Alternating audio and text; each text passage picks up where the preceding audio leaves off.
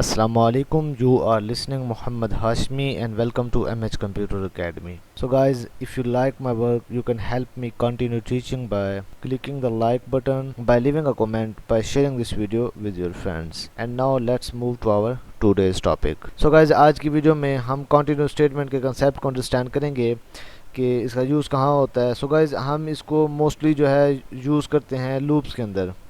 सबसे पहले हम इसकी डेफिनेशन देख लेते हैं. Continue statement is use inside loops. Loops जो हैं वो हम ऑलरेडी डिस्कस कर चुके हैं, इसलिए मैंने कंटिन्यू स्टेटमेंट को यहाँ पे डिस्कस किया. अगर आपने लूप्स के लेक्चर नहीं देखे तो आप काइंडली मेरे चैनल के ऊपर विज़िट करें और वहाँ पे C++ लैंग्वेज के हवाले से एक प्लेलिस्ट बनी हुई है और उसके अंदर ये लेक्चर अवेलेबल होंगे. और अब हम डिस्कस करते हैं यहाँ पे. Continue statement is use inside loop whenever a continuous statement is encountered inside a loop. जब हम continuous statement को इनकाउंटर करते हैं किसी भी लूप के अंदर, चाहे वो डू वाइल लूप हो, फॉर लूप हो या हमारे पास वाइल लूप हो. जो कंट्रोल होता है वो स्टेटमेंट्स को एग्जीक्यूट करने के बजाय दोबारा बिगनिंग पे चला जाता है और कंडीशन को चेक करता है. Skipping the execution of the statement inside loops body for the current iteration. यानी करंट आइटरेशन को छोड़ के फिर वो नेक्स्ट आइटरेशन में चला जाता है और फिर वो कंडीशन को चेक करता है, फिर दोबारा जो है ना उसको प्रिंट करता है. यानी वो जो स्पेसिफिक नंबर होता है जहां हम कंटिन्यू लिखते हैं उस आइटरेशन की जितने भी नंबर ऑफ स्टेटमेंट्स होती हैं उसको वो प्रिंट नहीं करता.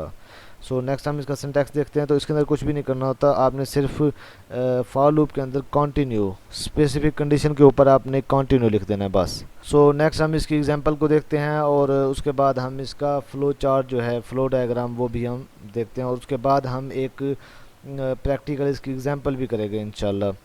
सबसे पहले हम इसकी एग्जांपल देखते हैं. As you can see that the output is missing the value 3. However, the for loop iteration though the number value 1 to 6. जो नंबर है हम for loop लिखेंगे, उसके अंदर हम जो इनिशियलाइजेशन करवाएंगे i की या किसी भी वेरिएबल की, वो 1 से स्टार्ट करेंगे और 6 तक वो हमें वो शो कराएगा. और उस लूप की कंडीशन जो है वो उसकी लिमिट जो है वो हम 6 तक रख देंगे.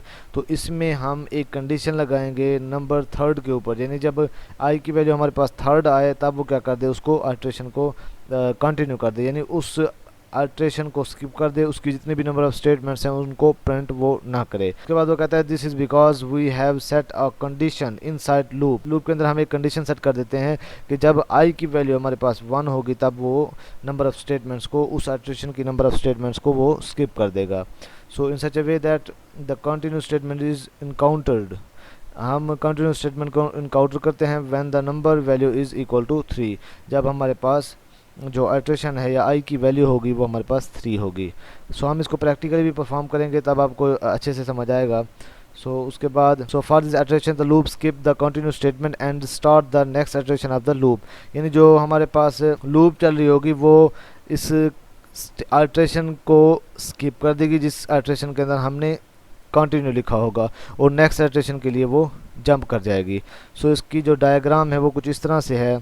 सबसे पहले यहाँ से कंट्रोल है, यहाँ से हमारे पास फॉर लूप है. फॉर लूप के अंदर हमने एक कंडीशन चेक करनी होती है. तो जब वो कंडीशन ट्रू हो जाएगी तो उसके बाद यहाँ क्या किया है, हमने यहाँ पे इफ़ की कंडीशन लगाई है. अगर हमने इफ़ की कंडीशन के अंदर कंटिन्यू लिखा है तो वो यस यहाँ से होते हुए फिर दोबारा कहाँ चला जाएगा, कंट्रोल वो फॉर लूप के अंदर चला जाएगा. अगर हमारे पास जो वैल्यू है वो 3 नहीं है बल्कि कोई और वैल्यू है 1 2 या 4 5 6 जो भी है, जो हम फॉर लूप के अंदर स्टेटमेंट देंगे उसको वो प्रिंट करेगा. उसके बाद दोबारा कंट्रोल फॉर लूप के अंदर चला जाएगा. अब हम इसको प्रैक्टिकली परफॉर्म करते हैं. उसके लिए सबसे पहले आपने डेव C++ को ओपन कर लेना है. गाइस जल्दी से मैंने एक प्रोग्राम लिख लिया है ताकि ये वीडियो लंबी ना हो जाए. फॉर लूप जैसा कि आप जानते हैं फॉर लूप के बारे में और फॉर लूप को आप अंडरस्टैंड भी कर सकते हैं.